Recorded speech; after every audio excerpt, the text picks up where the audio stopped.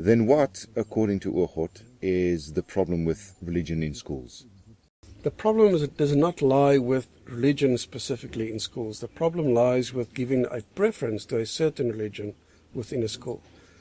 When that happens, it immediately sends the signal that everything else is inferior. And you can't just correct it by saying, don't worry, everybody else is equally welcome. The fact is that the school makes a preference or takes a stand for a specific religion and by implication against all others. Now, that is against the law, it's illegal. It's against the spirit of the Constitution of South Africa. It violates human dignity, forcing a child to admit that he may think differently than anyone else. It creates what the evangelists call harvest fields in school, where especially teenagers are targeted for emotional blackmailing, I would like to call it.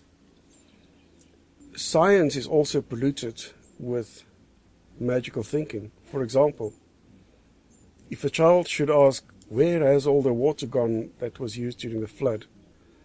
In a typical fundamentalist or fundamentally inclined Christian school, he would be told not to ask such questions. Whereas in a proper critical thinking school, he could be led towards finding the answer himself. We have an example. In Potchefstroom, the Mooirivier Primary School thought it good to have the grade 3 kids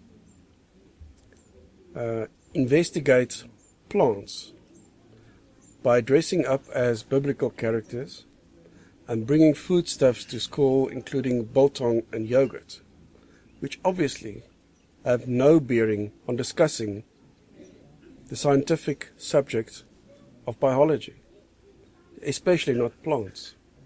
The biggest criteria, of course, is that there are other options, much better options. And here I would like to use the example of Westerford High in Newlands, where children are invited and encouraged to form voluntarily their own associations. So you have clubs for perhaps Jewish or Muslim children or Christian children, and they have their own activities outside normal class hours.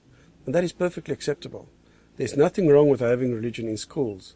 It's forcing children to adhere to rights of the school's choosing, or to divulge whatever their beliefs might be to what could be deemed perfect strangers.